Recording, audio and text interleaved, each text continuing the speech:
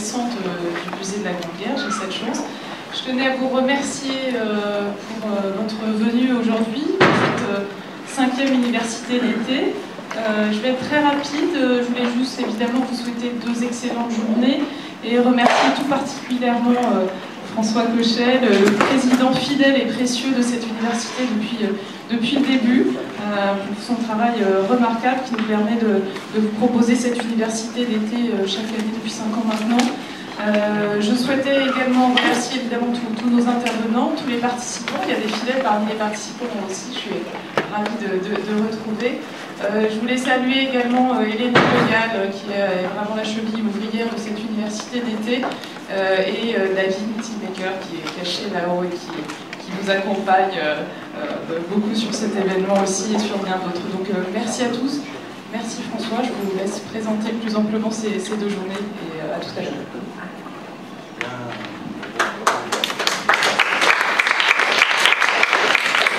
Bien, alors quelques mots simplement. Effectivement, c'est la 5e session et 5 ans ça commence à faire dans ce genre d'aventure intellectuelle. Effectivement, merci à Aurélie pour avoir fidélisé cette manifestation qui vient clore une année, sauf à une exception près où nous avions fait ces universités d'été au mois de septembre, mais c'est vrai que depuis le 2013, c'est plutôt fin juin, début juillet, je pense que ça satisfait à certaines personnes, puisque effectivement, comme le signalait Aurélie, vous êtes plusieurs visages dans la salle qui sont fidèles depuis 2013. Alors, le but de ces universités d'été, c'est de nous adapter à vos demandes, ça je le rappelle encore et toujours. Ça n'est pas un plan académique de formation, ça ne relève pas du PAF académique, ça relève d'autre chose, même s'il y a effectivement de nombreux enseignants du secondaire dans la salle, mais j'ai envie de dire que ce sont des savoirs partagés, des savoirs qui se partagent durant ces 2 jours. Voilà un petit peu le but de ces journées, en faisant appel à des spécialistes, bien entendu, qui peuvent effectivement faire connaître leur savoir sur des thématiques assez variées, qui ne correspondent pas toujours à une année. Il se trouve que cette année, bien entendu, l'année 1917 est tellement dense qu'il nous a semblé opportun de travailler sur cette année 1917, donc en 2017, mais nous avons eu des thématiques plus transversales, notamment sur la mer et les océans, sur la guerre avant la guerre, ou des choses comme ça. Donc en tout cas, merci à vous d'être présents, encore une fois, n'hésitez pas, notamment lors des tables rondes qui vont suivre, à poser le plus possible de questions. C'est vous qui êtes au cœur de ces universités d'été, comme disait l'autre, il faut mettre, je ne sais pas si ça se dit encore, ça dans le langage des SP, il faut mettre l'élève au centre du dispositif.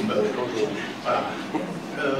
Vous savez, les uns et les autres, on a un choix de citer constamment les SP, mais redevenons plus sérieux. Donc il me revient d'introduire un petit peu cette 5e université d'été en brossant, si vous voulez, un rapide portrait de cette année 1917, qui est très très dense, qui est très compliqué en fait à comprendre, et en vous rappelant quand même le b.a.-ba de notre métier d'historien. C'est-à-dire que nous, avec un siècle de recul, voilà, nous savons ce qui s'est passé. Et donc, ça nous paraît tellement évident de parler de révolution russe de février, de parler de l'entrée en guerre des Américains, etc. Nous savons quel a été le déroulé de l'histoire. Mais je vous demande de faire un effort d'imagination, de redevenir les enfants que nous sommes tous quelque part en nous, et d'essayer d'appréhender cette année 1917 comme si nous ne savions pas ce qui se passe après. C'est-à-dire de redécouvrir une certaine naïveté, je dirais, pour analyser dans l'ordre chronologique où ces événements se sont passés, ce qui s'est passé effectivement réellement. Alors, je vais simplement insister sur un certain nombre de points pour bien entendu laisser le plus ouvert possible la discussion ultérieure. D'abord, 1917, c'est une réflexion militaire. Du côté français notamment, mais pas uniquement. Hein. C'est une réflexion militaire qui commence en fait en décembre 16, vous le savez. Hein. Décembre 16, c'est le remplacement de Joffre par Nivelle. En sursis, Joffre était en sursis depuis plusieurs mois, vous le savez. Hein. Alors, s'agit-il, ce remplacement de Joffre, d'une affaire strictement franco-française? Rien n'est moins sûr, hein, parce qu'au-delà de la direction, je dirais, collective de la guerre, et notamment du lien avec l'allié britannique, on voit bien les dimensions internationales de ce remplacement. Hein. Nous ne sommes pas encore à l'état du commandement unifié qui arrivera en mars 1918, mais il est bien évident que les liens avec les Britanniques sont extrêmement importants. Dans ce lien avec les Britanniques, le fait que la mère de Nivelle soit britannique, le fait qu'il parle couramment anglais, apporte-t-il un petit plus à Robert Nivelle?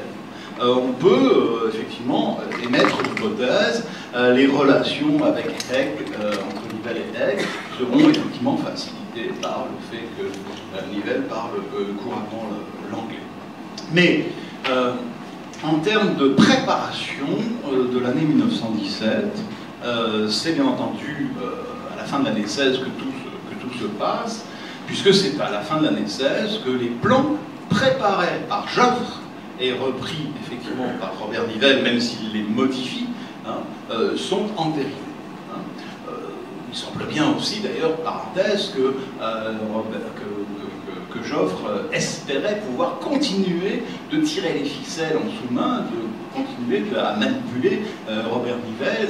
Je rappelle que c'est lui qui a proposé son nom. Hein. Nivelle est aussi constamment, à la fin de l'année 16, auréolé d'une extraordinaire notoriété publique, que l'on a oubliée aujourd'hui. Hein. Nivelle, fin 16, est extraordinairement populaire. Il y a des chansons à sa gloire qui circulent. Il y a des poèmes à sa gloire qui circulent. Pourquoi? Eh bien parce que c'est le binôme Nivelle-Mangin qui a repris les forts de Douaumont et de Vaud, en mettant au point, et nous en reparlerons bien entendu, une méthode infaillible pour l'emporter. C'est du moins ce que Nivelle vend aux hommes politiques. Hein, cette méthode, c'est le binôme artillerie-infanterie, Nivelle-Mangin. C'est une préparation d'artillerie minutieuse et violente. C'est une méthode consistant à avancer de 100 mètres toutes les 3 minutes pour le fameux feu roulant. Voilà. Et avec cela, effectivement, eh bien, le binôme Nivelle-Mangin l'emporte. Voilà ce qu'écrit Mangin le 18 décembre 1916 à propos des opérations qu'il a menées conjointement avec Nivelle sur le front de la deuxième armée de Verdun. Je le cite. Avec la préparation minutieuse d'une bonne artillerie, l'aménagement préalable du terrain et le concours d'une aviation vigilante, une infanterie brave et bien instruite peut percer et ensuite manœuvrer sous le haut commandement du général Nivelle. Nous tenons la méthode et nous avons le chef. C'est la certitude du succès. Voilà donc la déclaration de Mangin le 16 décembre 1916, décembre 1916, dire que voilà, on est prêt à gagner et on est prêt à l'emporter partout, quand on voudra. Vous voyez quand même que la liste des conditions à résumer, si je puis dire, pour l'emporter, c'est quand même une alchimie assez complexe. Hein. Mais il nous faut de l'artillerie, de l'aviation, une infanterie bien instruite pour percer. Donc on est dans un discours. On est dans un discours et on est dans une méthode. On est dans un discours notamment à l'usage de l'exécutif et du législatif.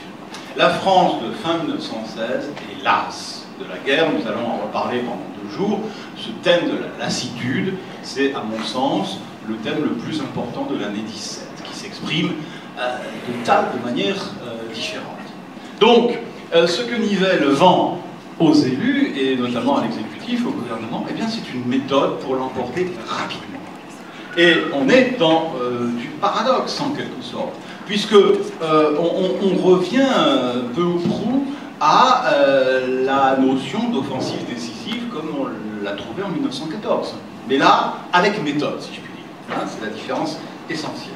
Bon, donc, à partir du moment où on a ces déclarations un peu intempestives, où on peut l'emporter à coup sûr quand on voudra, hein, eh bien, la préparation d'une offensive sur le chemin des dames, et je me fais un peu l'avocat du diable, hein, quand on ne sait pas ce qui s'est passé par la suite, eh bien, ça n'est pas un mauvais plan. C'est tellement pas un mauvais plan que c'est là que les Allemands vont percer en 1918. Hein. Bien, donc l'idée du chemin des dames n'est pas sotte. Elle n'est pas sotte en janvier 17.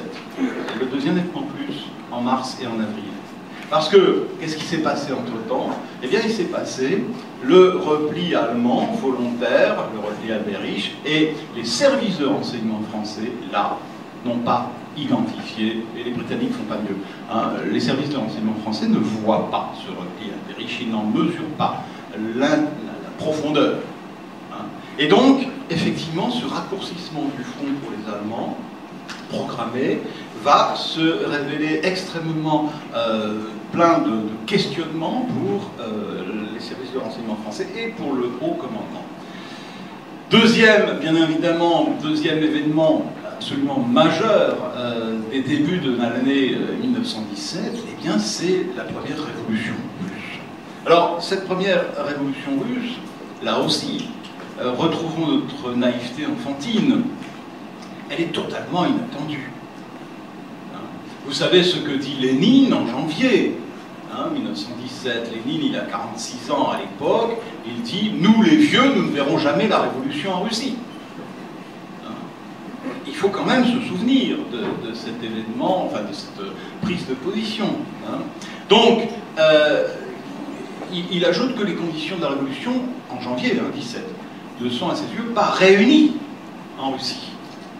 Qu'une révolution n'a aucune chance de se déployer en Russie. Alors, bien évidemment, il faut distinguer février et octobre. Il faut distinguer une révolution relativement spontanée et une prise du pouvoir par les armes en octobre.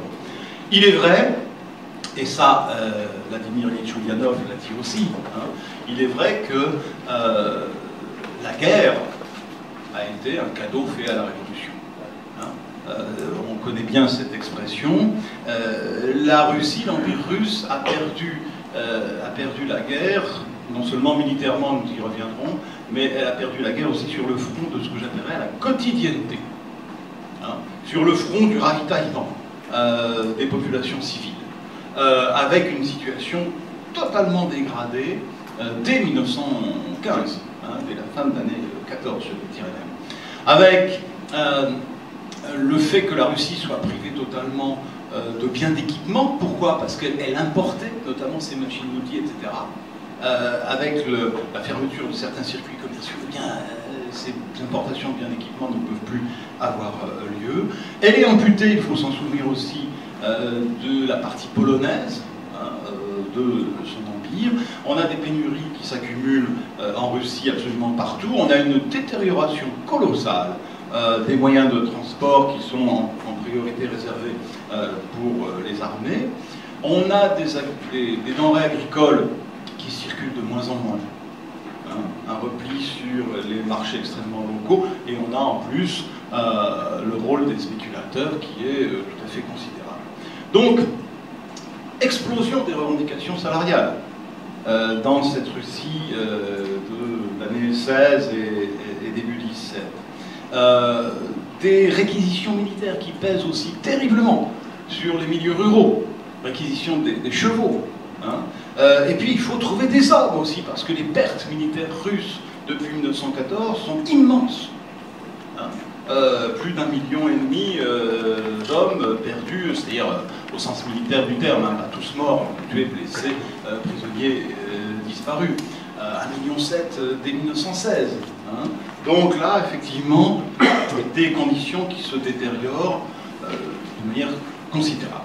Alors cette révolution de février, on verra lors d'une table ronde comment elle a été perçue hein, à l'étranger notamment. Mais bien entendu, on peut dévoiler un peu les batteries dès maintenant. Elle est fort bien perçue dans l'ensemble. Hein. J'y reviendrai. On sait que le 27 février, c'est une manifestation de pénurie, une manifestation de la faim, hein, qui commence le processus révolutionnaire, avec notamment cette manifestation des femmes le 8 mars 1917 à Petrograd, qui marche sur l'hôtel de ville. Et là, le 10 mars, des cris hautement politiques sont lancés. Qu'est-ce qu'on crie le 10 mars? On crie « abat le tsarisme », mais « abat la guerre » aussi. Et donc le lien de la phrase de Lénine peut être fait là. Hein. Effectivement, la guerre, un cadeau fait à la révolution, bien entendu, parce que l'immense majorité du pays est lasse de la guerre et veut la paix, et c'est ce que les bolcheviks vont comprendre entre février et octobre. Hein, bien entendu, ça, vous le savez.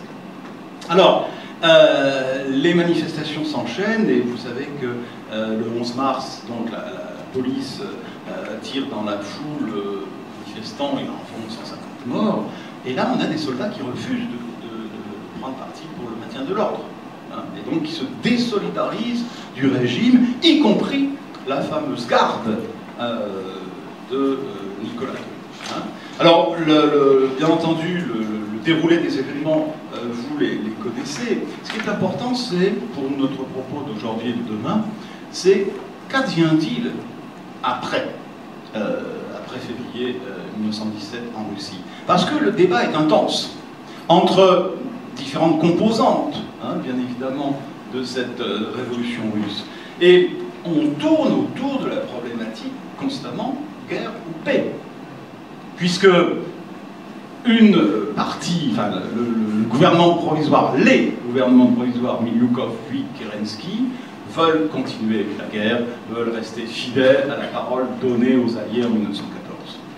Et puis, les bolcheviks qui ont compris que l'immense majorité de la population russe voulait effectivement la paix à n'importe quel prix.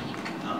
Donc, avec bien entendu les mencheviks entre les deux qui ont développé, eux, la notion de défensisme révolutionnaire, mais les débats sont extrêmement lourd dans cette Russie révolutionnaire d'après février, et va déboucher sur la victoire des minoritaires, hein, que sont les bolcheviks, avec cette notion de paix à tout prix. Paix à tout prix, effectivement, qui va donner raison à Lénine.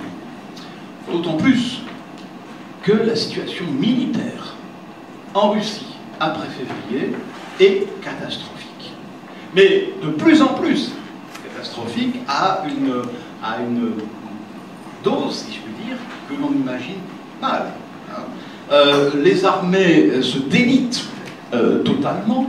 Les officiers n'osent plus tourner le dos à leurs hommes de peur de prendre une balle par derrière. Hein. Donc on a effectivement des conditions militaires qui sont totalement dégradées. Et donc un paradoxe, là encore, qu'on aura l'occasion de revoir, mais alors que le gouvernement Kerensky veut poursuivre la guerre, il en a de moins en moins les moyens. Et il contrôle de moins en moins ses troupes. Il y a notamment une partie du public militaire qui va jouer un rôle considérable dans la révolution, cette fois d'octobre, ce sont les déserteurs. Hein. On dit souvent que la révolution bolchevique a été menée par des ouvriers, eh bien, il faut nuancer singulièrement. Elle est menée bien davantage encore par des ruraux déserteurs armés, c'est-à-dire des paysans qui ont déserté leurs unités, mais qui ont conservé leurs armes. Hein, et ce rôle, si vous voulez, des déserteurs d'origine rurale est, me semble-t-il, tout à fait impressionnant à suivre. Alors, l'autre événement, bien entendu, majeur de cette année 1917, eh bien, c'est l'entrée en guerre des États-Unis. Là aussi, quelques pistes d'exploitation ultérieure. D'abord, la neutralité de 1914 n'est pas très étonnante. Hein, D'une part, dans le court terme, si je puis dire, stratégique, politique des États-Unis. 1914, c'est 2 ans après 1912. Bravo. Et nous sommes donc 2 ans après l'élection de Woodrow Wilson, mais nous sommes surtout à midterm, c'est-à-dire nous allons avoir des élections. Hein. Et bien évidemment, Woodrow Wilson ne veut surtout pas mécontenter une part extraordinairement puissante de son électorat, qu'on peut distinguer en 3 segments, mais qui sont 3 segments extrêmement lourds. Hein. Les germano-américains. Les germano-américains, c'est 9 millions de personnes en 1914. C'est-à-dire 10% de la population. On est à 92 millions d'habitants en 1914. Vous avez des zones des États-Unis, notamment Milwaukee, ce Midwest, là, où les germano-américains sont très très présents. Il ne faut pas les mécontenter. Deuxième segment de population qu'il faut ménager, et bien entendu les Irlando-américains, bien sûr. Et là, à partir de la crise de la pomme de terre de 1843, vous savez combien de millions d'Irlandais sont arrivés massivement sur la côte Est notamment, où ils ont littéralement contrôlé la police de New York, par exemple. Ces Irlando-américains sont bien entendu farouchement hostiles à la Grande-Bretagne, c'est évident. Donc il ne faut pas les mécontenter. Donc entrer en guerre aux côtés de la Grande-Bretagne, ce serait effectivement s'occuper de ces Irlando-américains. Les populations de confession juive, qui sont arrivées aussi massivement, d'où viennent-elles? Elles viennent en grande partie d'Europe de l'Est et de l'Empire tsariste, où elles sont martyrisées. Donc entrer en guerre aux côtés de Nicolas II, par rapport à ces populations de confession juive, c'est plutôt contre-productif. Et puis n'oublions pas non plus que Woodrow Wilson appartient à un courant politique. Quand il s'est fait élire en 1912, il a une expérience politique assez limitée. Il a été gouverneur d'un État, c'est tout. Et sinon, il était universitaire. Preuve que ça mène à tout à condition d'en sortir. Il appartient au courant qu'on appelle le progressisme, qui a été défini par un journaliste à la fin du XIXe siècle, et qui consiste à s'intéresser bien plus aux États-Unis eux-mêmes qu'à l'extérieur. C'est-à-dire, le progressisme, c'est quoi? C'est la lutte contre les grands trusts, c'est la lutte contre le capitalisme sauvage.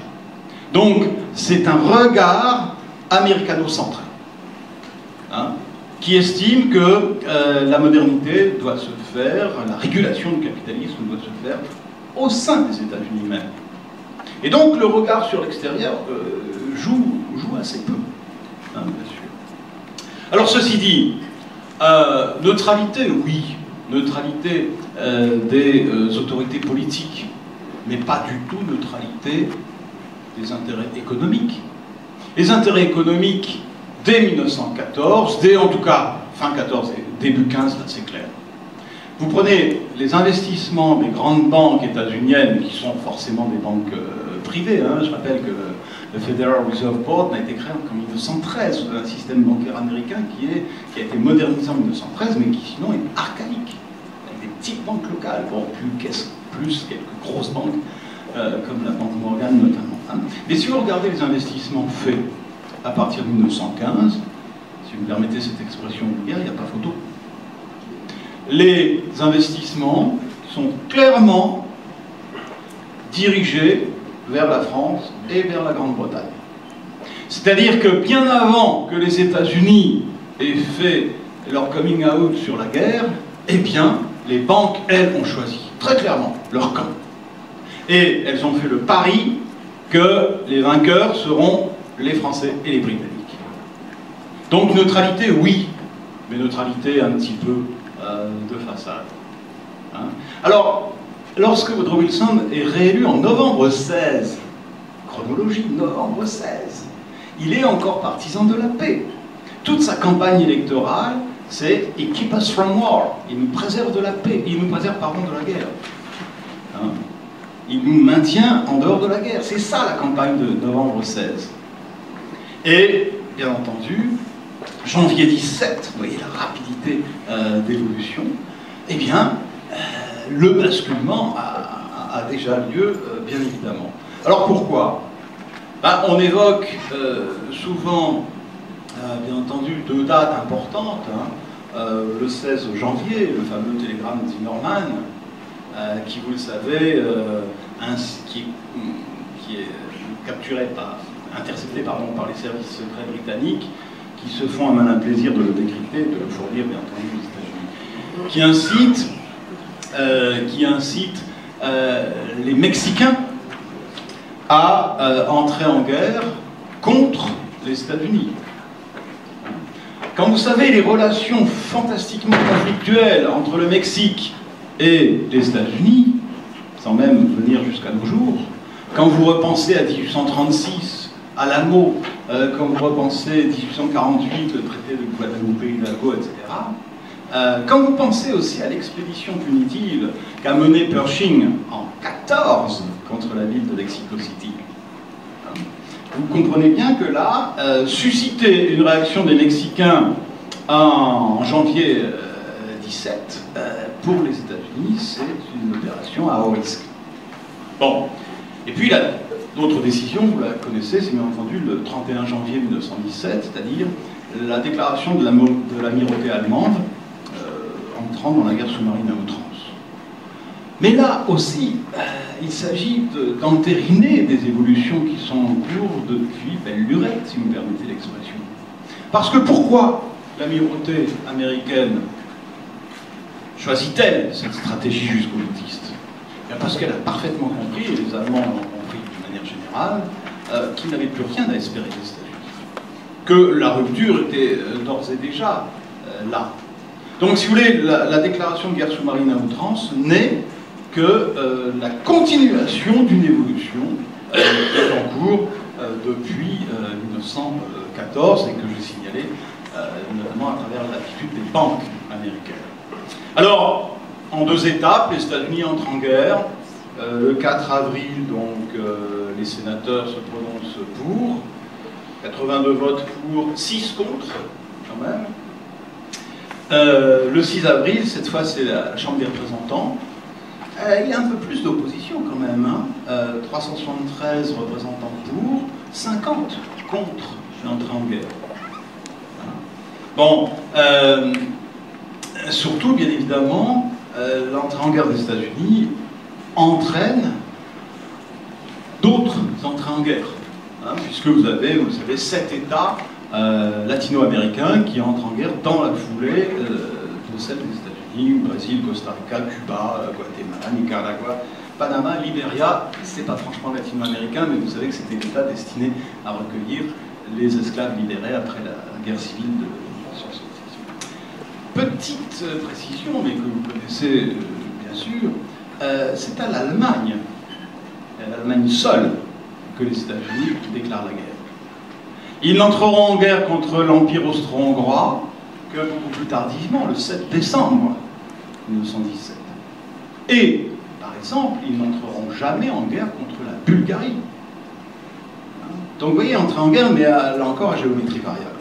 Alors, nous allons y revenir avec d'éminents spécialistes, plusieurs camarades qui ont écrit des choses là récemment sur l'armée américaine.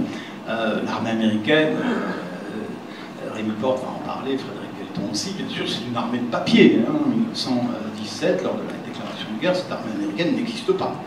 Hein, 140 000 hommes de mémoire, dont un certain nombre aux Philippines. C'est une armée de maintien de l'ordre colonial, même si les États-Unis ont horreur, comme on emploie ce terme, de colonie. Il n'empêche que c'est quand même un peu cela. Il y a des oppositions dans la société américaine. Hein, c'est là-dessus que je voudrais terminer. L'idée de guerre ne fait pas l'unanimité. L'idée de guerre pose des questions à un certain nombre de segments de l'opinion publique américaine. Elle pose des questions notamment aux femmes. Et oui, parce que le mouvement féministe est assez avancé aux États-Unis, souvent lié d'ailleurs à l'extrême gauche, ou en tout cas à des courants pacifistes. Hein. Un parti qui a été créé en 1916, le National Women's Party, est hostile à la guerre. le Women's Peace Party, donc, qui dit clairement son nom, hein, le mouvement pacifiste de Jane Addams, qui ne veut pas entendre parler de guerre. Je rappelle que un État, je crois, qui est le Montana, a accordé, avant 1914, le droit de vote aux femmes, et le seul. Ensuite, ce sera le Women's Suffrage Act de 1919 qui va venir élargir le suffrage féminin à la totalité des États, mais il y a déjà le Montana qui a offert ce suffrage aux femmes. Autre segment de la société américaine qui pose problème, qui est réticent à l'entrée en guerre, ce sont les Afro-Américains. Et là, la question se pose de leur participation à la guerre dans un régime ouvertement raciste. Par exemple, l'attitude de l'armée américaine va consister, on a tellement besoin d'officiers que, si je puis dire par provocation, on va même former des officiers noirs, mais on va ouvrir un camp de formation spécifique pour eux, ils ne seront pas mélangés.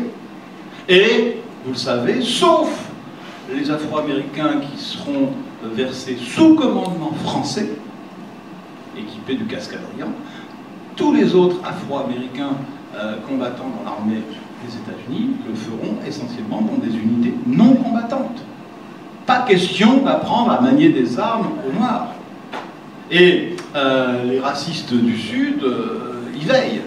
Hein, c'est pas un hasard si les années 19-20 voient une montée en puissance colossale du Ku Klux Klan. Donc ça pose problème. Ça pose problème aussi à l'égard des Germano-Américains. Alors, dans l'ensemble, la pression sociale, le conformisme social, ce que certains ont appelé la culture de guerre, va être tellement lourd que, effectivement, les Germano-Américains vont rentrer dans le rang, vont se faire très discrets. Mais il y a des choses assez amusantes quand même dans cette culture de guerre version américaine. Je vous rappelle que la première loi qui date de décembre 1917, qui vient prohiber l'alcool, elle est tournée bien évidemment contre les brasseurs d'origine allemande. Ceux qui connaissent les États-Unis savent que la marque la plus répandue encore aujourd'hui, c'est Budweiser. Et donc cette loi de décembre 1917 donnera lieu par la suite, bien entendu, en janvier 19, à la prohibition totale. Donc c'est une loi qui est née dans la culture de guerre états-unienne, qui va se généraliser au nom du puritanisme en 1919, avec le succès que vous savez, c'est-à-dire un développement absolument gigantesque des débits de boissons clandestins, de la fabrication d'alcool frelaté, etc. Et lorsque, effectivement, en 1933, donc l'abolition, le régime sec va être aboli, il se fera à la chambre du Congrès au cri de la bière, nous voulons de la bière. Hein? Bon, preuve que la vertu, comme c'est aérant, sent toujours le chien crevé. Et puis je voudrais terminer sur ces États-Unis par quand même des choses qu'il ne faut pas oublier. Culture de guerre, conformisme, très bien, mais répression également. Répression de certaines manifestations jugées anti-américaines. C'est le Sedition and Espionage Act de juin 1918 qui permet l'arrestation de Debs et d'un certain nombre de dirigeants socialistes. C'est surtout le rôle de l'American Protective League, c'est-à-dire d'une ligue qui veille à ce que les produits allemands ne soient pas achetés, que la musique allemande ne soit plus diffusée, sauf les symphonies, allez savoir pourquoi. Mais vous avez des mesures de contrainte qui sont extrêmement lourdes. Alors, bien évidemment, il nous reste à conclure avec une autre partie extrêmement importante, mais nous y consacrerons table ronde complète, c'est bien entendu, si l'on fait retour sur la France, la question fondamentale des mutineries. Il y aura Denis Rolland, bien entendu, et quelques autres intervenants. Essayons de replacer ces mutineries dans un continuum. Est-ce qu'elles n'aboutissent, elles ne se développent pas comme ça, comme un cheveu sur la soupe, hein, bien évidemment. Ceux d'entre nous qui travaillons ces questions dans la salle savent qu'il y a des manifestations diverses et variées qui commencent dès 14, des refus d'obéissance qui commencent dès 14, sous des formes extrêmement variées. J'ai récemment essayé de développer, dans le petit ouvrage qu'on a publié avec la Porte, ce qu'on pourrait appeler l'évaporation des soldats. Hein, l'évaporation des soldats au moment des assauts.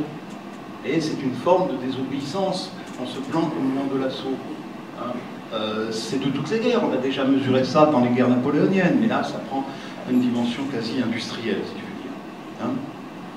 Hein. En novembre 16, le capitaine Guibal, à propos des hommes de son brave 281e régiment d'infanterie, déclare tout simplement: l'attaque est l'épouvantail, le cauchemar, la catastrophe qu'il faut à tout prix écarter.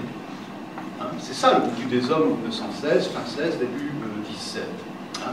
Or, ce 281e régiment d'infanterie n'a été engagé réellement au combat depuis 14 que 2 fois.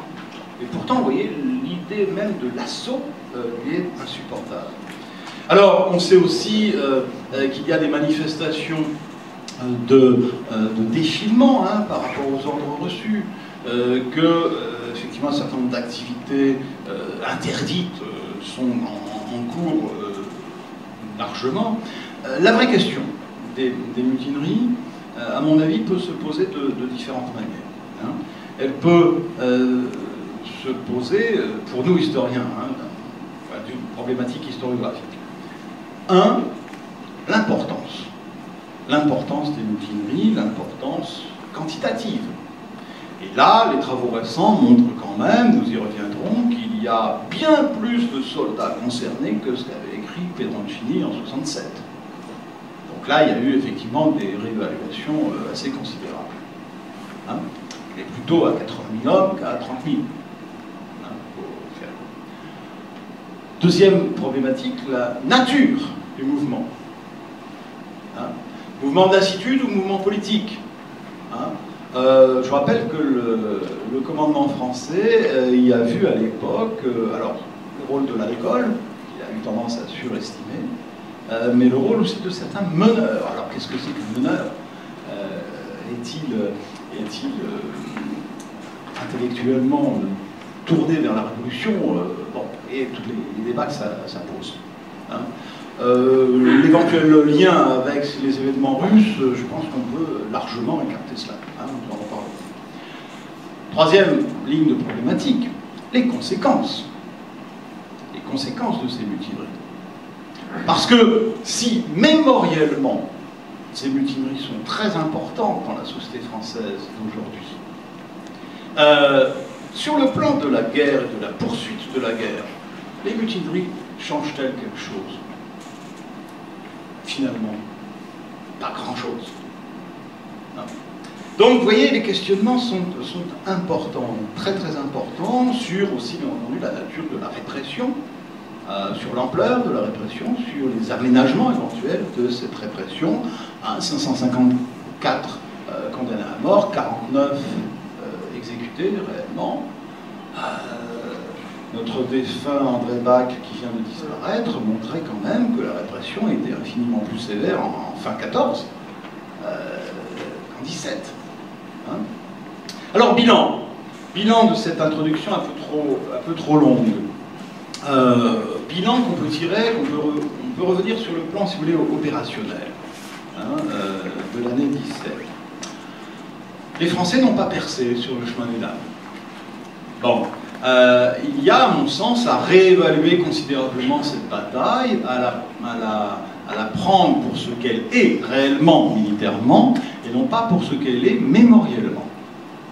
Je crois que c'est le rôle de l'historien de faire cela. Les Austro-Allemands, on le verra avec Hubert Herriès, ont percé à Caporetto.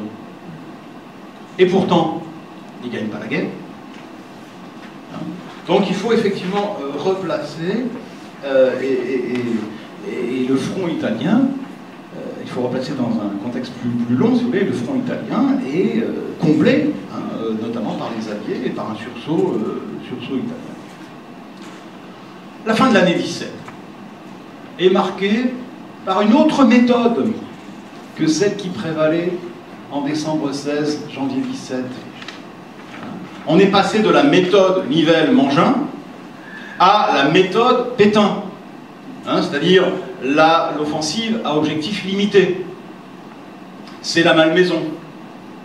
Ce sont même les combats de Verdun, de juillet-août 17, que l'on oublie souvent, qui sont pourtant très pédagogiques. Et la méthode Pétain, c'est quoi? C'est tout autant de certitude, finalement, et tout autant d'immodestie. Pétain déclarant, le 23 octobre 17, qu'il a la certitude de vaincre par une écrasante supériorité en artillerie. Voilà, c'est plus la méthode, c'est plus le binôme Mangin-Nivelle, c'est la supériorité de l'artillerie. Bien entendu, ce sont les Allemands qui vont percer en 18, à 3 reprises. Ils ne gagnent pas pour autant la guerre. Donc je voudrais aussi vous inciter à réfléchir sur cette notion de percée, qui perdure de 1914 à 1918, qui va littéralement obnubiler tous les hauts commandements, et qui, lorsqu'elle est enfin réalisée, ne débouche pas sur une victoire, parce que les enjeux de la guerre sont aussi ailleurs. Et puis, pour vraiment terminer, je voudrais quand même rappeler que 1917, eh bien, c'est l'année la moins meurtrière de la guerre. Je me suis récemment amusé, pour un ouvrage que j'ai en cours, à faire des petits calculs de morts quotidiens année par année. Parce qu'on nous dit, oui, 900 morts par jour sur la durée de la guerre. Oui, mais ça ne veut pas dire grand-chose. 1914, je suis à 1969 morts par jour. Sur les 6 mois de 14. 1915, on est à 956, 1916 à 691, 1917, on est à 448 morts par jour. Et 1918, l'offensive reprend, donc on remonte, on est à 786. Alors, vous voyez, je ne veux pas dire à de simples chiffres, aussi morbide soit-il, la totalité de la guerre. Il ne s'agit pas de cela, bien évidemment. Mais il s'agit quand même de pointer du doigt un certain nombre de choses. À savoir qu'en 1917, les généraux qui sont si souvent montrés du doigt par la mémoire collective sont infiniment plus précautionneux dans leurs offensives qu'ils ne l'étaient en 1914. Il ne s'agit pas de réhabiliter qui que ce soit, il s'agit simplement de faire son boulot d'historien. Les méthodes ont changé au plan militaire. Elles ne débouchent pas réellement sur le succès en 1917, c'est le moins qu'on puisse dire. Je vous remercie de votre attention.